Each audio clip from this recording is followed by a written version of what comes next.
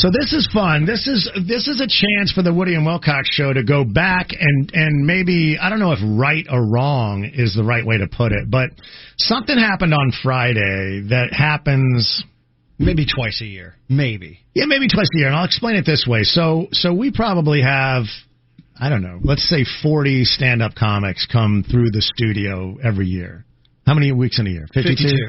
Let's say 40. So, and very rarely will something happen like what happened on Friday happen. We had Chris Redd, who's on Saturday Night Live, come in, and we had set that up a couple of weeks in advance, and so we were, I love SNL. We were all prepped for Chris Redd, and so when Chris Redd shows up, there's another guy with him. Some guy. Right. So, now, I'm going to say right now, before we bring him in, so let me finish this. That guy is sitting next to us right now. But before I reveal it, and we'll give you proper credit in a second, I mean, maybe my own fault, I didn't know who he was. And so this happens occasionally. It happens occasionally. And it's not that person's fault. It's just that we were never told somebody else was coming. And so I love to be prepared when I know somebody's going to be on my show. And I'm like, I'm an idiot. I don't know who this guy is that shows up with Chris Redd. He introduces himself, nice guy, and I didn't even know what his last name was. I had to ask him twice, and he was nice enough to sound it out for me, not like it's complicated.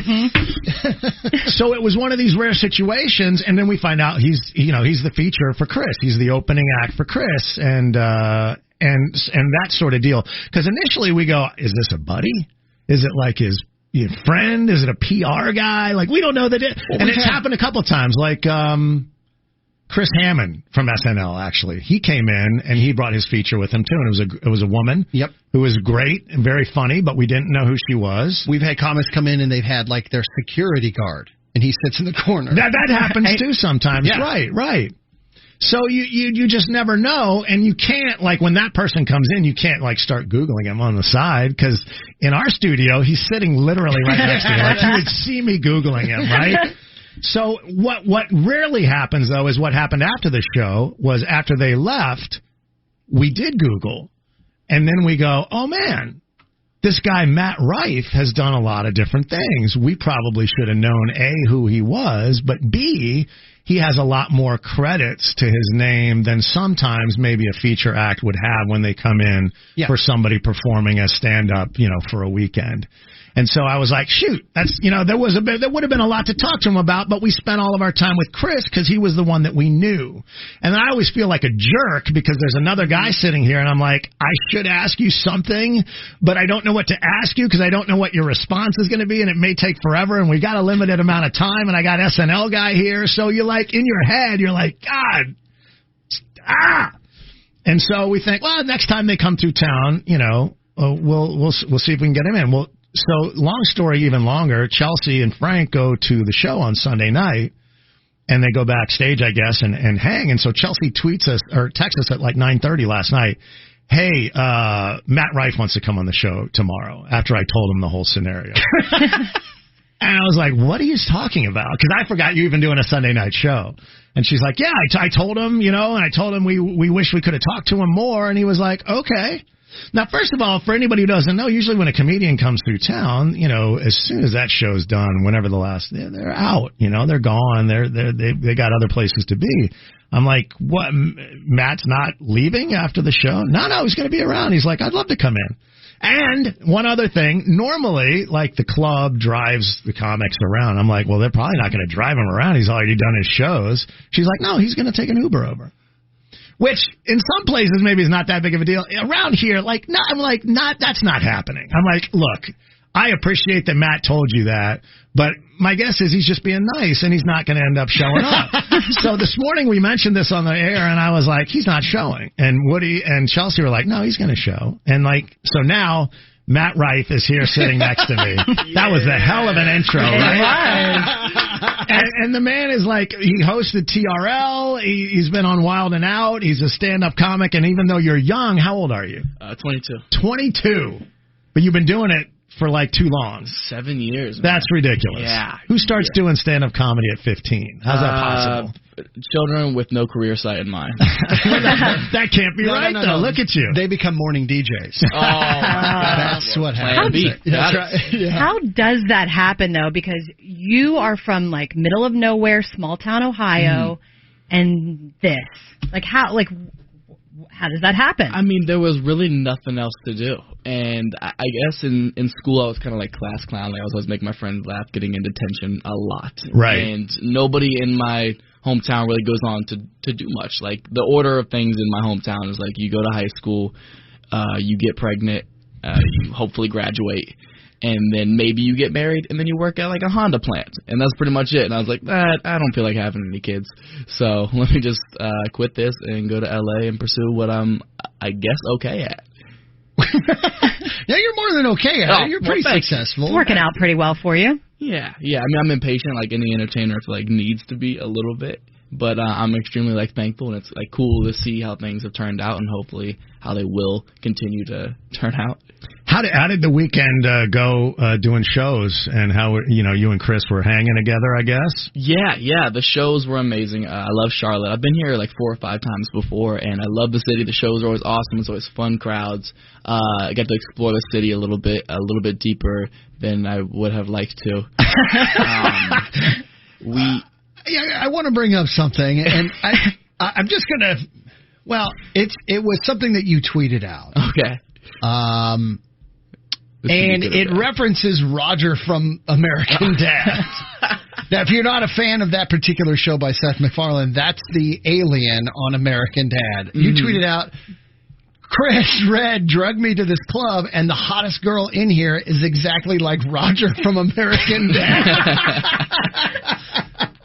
It's a ringing endorsement. Yeah. That sounds like a good night. I mean, I love the show, but, like, that's not who I want to lap dance from at all. Some people might. I didn't know what I was getting myself into. We came to Charlotte, and Chris and I immediately wanted to be like, well, what's the stuff to do after the shows? Because we end our shows usually around 11 o'clock, and we're nightlife people. Like, we don't want to go out and do stuff after the shows. We're comics. We don't wake up till noon anyways. Like, this is the earliest I'm going to be up for a while. Right. So a lot of people were saying, like, it's a good club life here. There's a lot of good restaurants. And somebody was like, you need to go to Onyx. And we were like, ooh, what is that?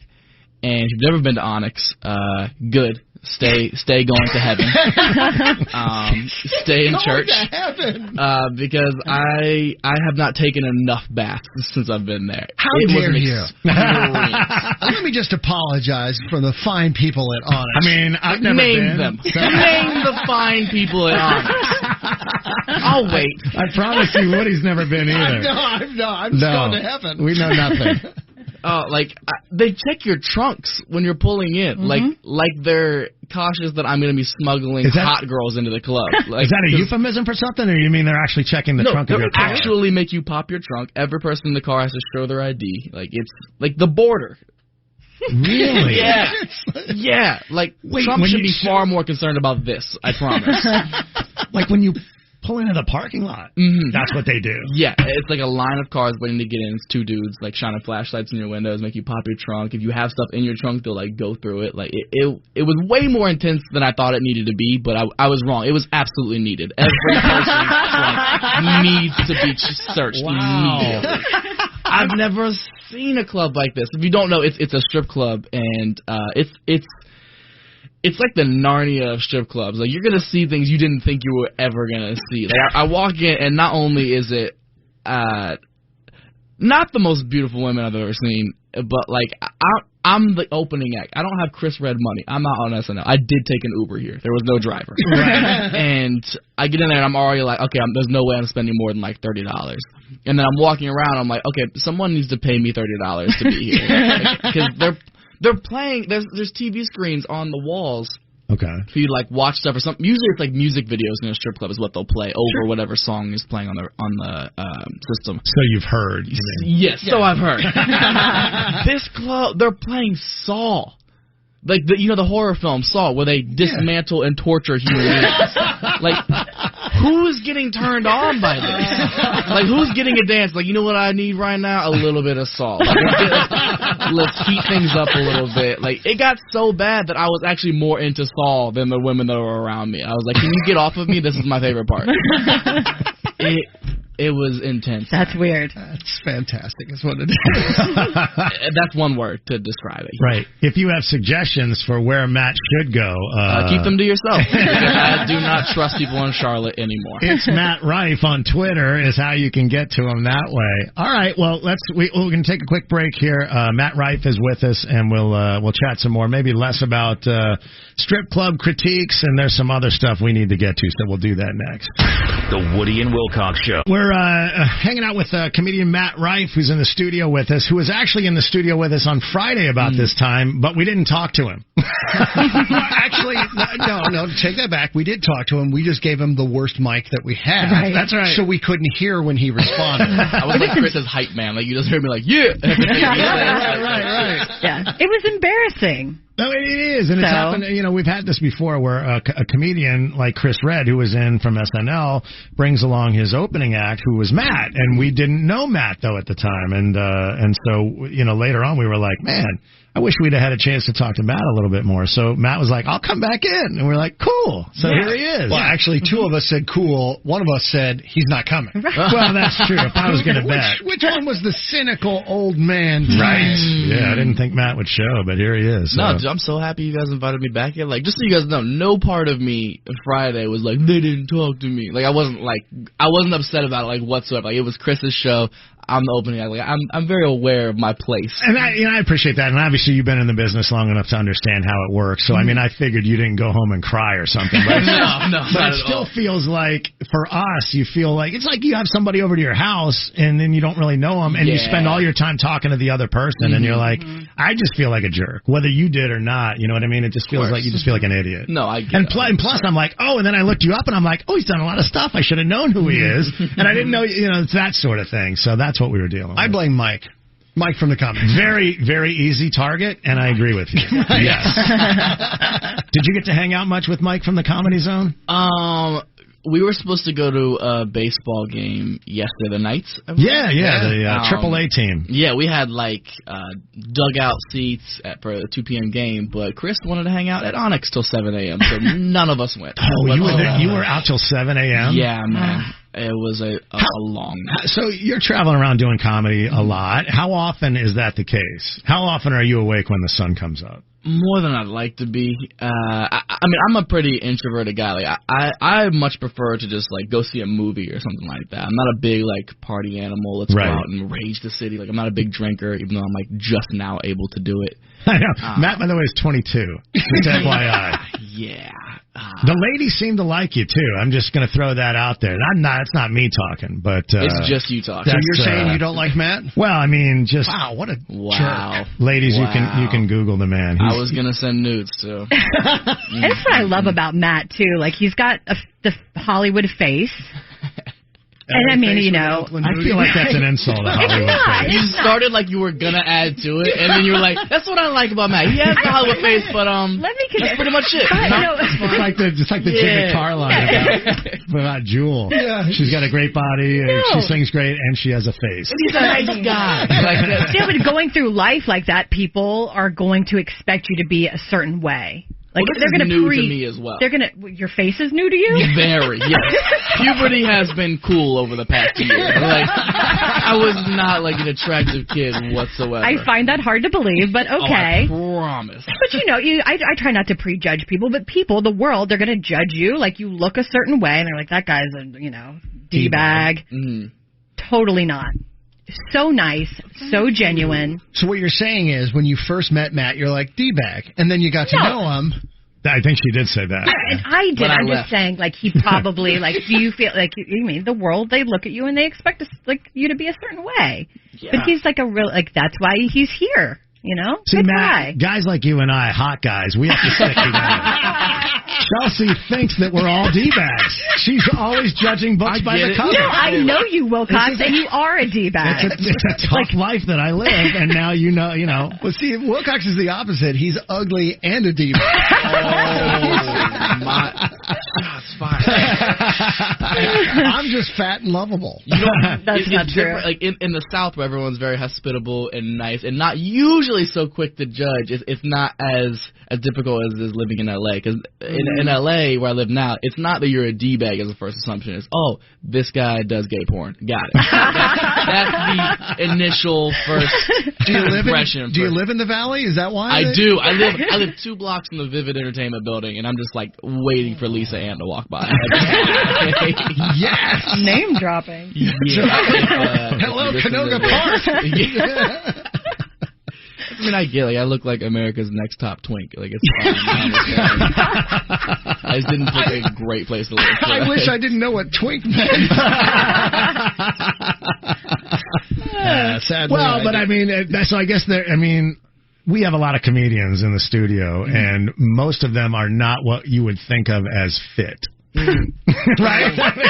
So immediately you stand out. Yeah, they're realm. A-shaped, but not in shape. That's right. Like Woody. It's a little unusual. I am a dad bod. Okay? That's what this is. No, I used to tour with Ralphie May, and we used to wake up every morning. He used to look at me and be like, "I hate you so much." We miss him. Ralphie is one of the best people. people. He was the best. He was like the first person I ever met in comedy, actually. Okay. Via Twitter, actually. Before Twitter was like a big thing. Like, this was back when like Ashton Kutcher had the most followers. Like, you could like actually talk to people because not everybody was on it. Mm-hmm. And he let me open for him when I was 16 at a theater in Youngstown, Ohio. And like my mom drove me up there. It was like an 800-seat theater. I've been doing comedy like 7 to 8 months tops. Wow. He let me like do an opening guest spot for him in this theater. That's the nicest Ralphie. guy. We became like best friends. He was awesome. He paid me $100, and I was like, dude, you don't have to do that. Like, I just wanted to come and meet you, really. Right. And he told me, he was like, no, I was told to pay this forward because when he was 15, he did a spot for Sam Kinison, and Sam Kinison paid him $100 for his first paid set ever. He's like, now make sure you do this, and like I'm not gonna do that, but. You know, it was nice. I don't make that much money. Like 10, I'll give you gas money. Like, that'll be fine. But he was such a sweetheart and was like the best guy. Yeah, he was. We had him on a bunch, and he was so nice. Like, I remember one time, for whatever reason, he came by later. We were recording. It wasn't during the show, and like my wife was here, and like we just happened to be coming through the parking lot, and he must have stopped for a half hour. Yeah. To have a discussion with Denise about just BS. It was like, no. He just likes to talk to people. He's just a good guy. Absolutely. Miss that guy because he was just nice and hilarious. Yeah. And I mean, I'm sure he was nice to young comics too. The Obviously, sweetest man. I've never met a comic who gave so much when they absolutely didn't have to. Like my family. Growing up, didn't have a lot of money for Christmas a lot of the time, so I would drive down from Columbus to Nashville, where he had a place to live as well. And he usually spent the holidays in Nashville, so he used to be like, come open for me in Nashville around Christmas time. That way I can you're kind of earning your money. And he was always give me like a little bit of extra cash, to give my family a good Christmas and stuff. He was just like the best person ever. An amazing talent too. If you ever had a chance to see him, I mean, his sets sometimes were couple of hours. Yeah, he told me the reason he would do a 2-hour show is because a lot of his fans were middle class, working Americans who would usually have to work a 2-hour minimum job wage just to afford one of his tickets. So he's like, he felt the right to at least pay you back your 2 hours you worked.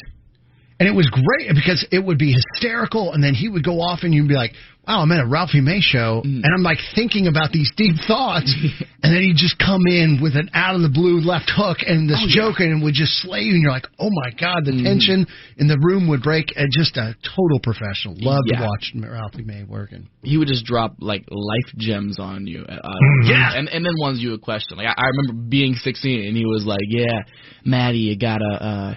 when you're hooking up with these girls, like assuming that I was just doing that at 16, and he was like, you have to I don't know if I'm allowed to say it, half D these women, half D them. And I was like, what do you mean? He's like, don't give your full potential, because then they'll fall in love with you. I was like, what do you think I'm working with? That like they're just gonna drop their lives to be with me if I give them the whole thing. Like I'm flattered, but I'm also still a virgin.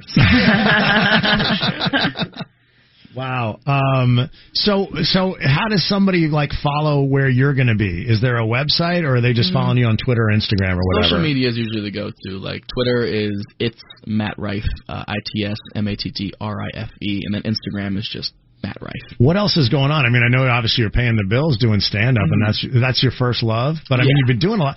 And, you know, again, I'm going to bring this up again, but when you Google Matt, you find everything from comedy to modeling pictures. Have you done? Did you do modeling, or is that just like a jokey thing out there? It's something that I kind of just do. Oh my God! What is Woody brought up on the computer? Woody is like looking at naked pictures of Matt. Weird. Porn.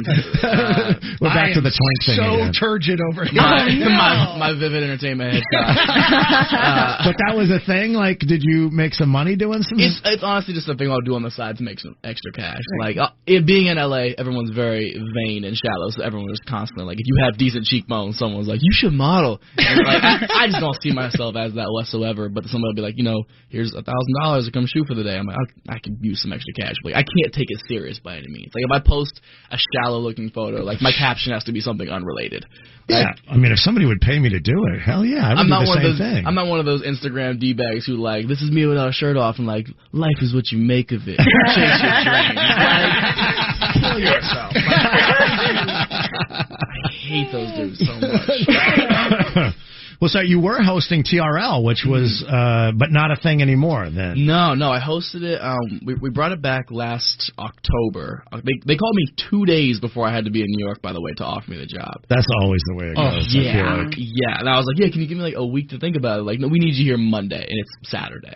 I was like, okay. Let me call everybody I know and get their opinions. I ended up doing it for about 4 months, through January. And the show wasn't what it used to be whatsoever. There was no music videos. There was no big guests coming on the show. It was very, like, social media influencer based, like those dudes who posted douchey. Right. And it wasn't my scene whatsoever. They weren't giving me the freedom to do the kind of comedy I wanted to do. I didn't want to be Carson Daly. Right. And it was taking me away from the things I wanted to do. And I had to call it quits. And since then, I think the show got rid of its other 2 co-hosts, and now, like, Sway in the morning hosts it. Which, I mean, I love Sway. Like, all good to him. But it's like, I don't think that entire network knows what they're doing with that show. Yeah. Well, it was music television, and when you don't play music, it's sort of... Yeah, now it's just like the challenge in dating shows every single time. Right. Which, I mean, you know, that's somebody's favorite program. That's I'm sure. Yeah. Well, sadly, I think a lot of people... Isn't that nuts? Like, there's a lot of weird things. Like, we were talking off air. Like, people want to watch everything on YouTube now. Like, people are watching people play video games. Yeah. Like, you're not even playing them. Believe me, my kids are doing that. That's watching people play games. I don't even get it. Like, if you play the game and you're a pro or something and you want to get a couple of tips, I can see watching somebody who's really good at something and being like, oh, I got to do that. But this is just like for entertainment. You're just watching somebody else play. So dumb. That's like watching the NFL or Major League Baseball, right? Watching other people play a game. I guess it's kind of like watching porn, though. Like, you're watching someone do something you're not doing. And it's very good at it. Yeah. I guess that's it. But it's not like a turn. And is capable. They get the same views, though. And It's millions of views. Well, and the people who do that stuff can come. They actually travel around like comics now too, and they'll go to venues and sell them out without any marketing. That's all social. I mean, that's a thing, no doubt. It's a moneymaker. Yeah, but the audience members are usually like 13 to 17 years old for these things. Like, you're selling out to kids, which, don't get me wrong, I've done the same on Instagram. Like, you find your fan base, shallow or not. And like that's the best. That's the only good thing about having such a young social media based fan base is, like, they are so diehard. Right. Like, they're the best promoters you could ask for. Like, if I post anything, they're like, share 100,000 times. Like, I don't have to do any of the work. Right. I just have to post that picture you brought up. Yeah. With whatever. Like, I'll be in Charlotte, and, you know, hopefully at least some people. Well, he's got 197,000 followers, and we're right behind you on that, coming up on 5,000. That's what I'm talking about. Hey, post some shirtless stuff, man. What do you no. Start working out more, Woody. Right. Crying out loud. I got more Well, muscle you than over that. there claiming you got the same face. Like, you do something. Who said face? Oh, no. I definitely spilled my coffee. You're welcome. I thought that was a vomit. Sorry. All right. Well, we got to wrap this thing up. Matt's got to go work out. So I hate that you guys told you that in confidence. he is Matt Rife, and he's funny, and you should see him wherever you can. Follow him on Twitter. It's Matt Rife, and I think it's just Matt Rife on Instagram. I'm sure you'll find him. Just Google him, and you'll see the shirtless picture. So, Yeah, right. it'll be easy to follow along. You know how the internet works. Also starring in this season of America's Next Top Twink. Yes, you should guys. What else? Is there anything besides the stand-up that's coming up that are you doing any movie stuff or TV or stuff? I just finished filming this horror film that I know we're submitting to a bunch of festivals and stuff this fall, but at the very least, I know they already have it going to be on Amazon this by the end of this year. Okay. It's called Bloody Bobby. Don't judge the corny title. It's a horror film. It's very cliche, like high schoolers on Halloween raise a demon and we have to like kill it or whatever before it kills us. And eventually, maybe it'll be on at a strip club. Yeah, I can only pray that Bloody Bobby is on while Big Ragu is grinding on somebody. Great. That's a great Big Ragu reference. Yeah, that's good stuff. Check out Matt Rife when you get a chance. Thanks, Matt. We appreciate it, Thank you, man. The Woody and Wilcox Show.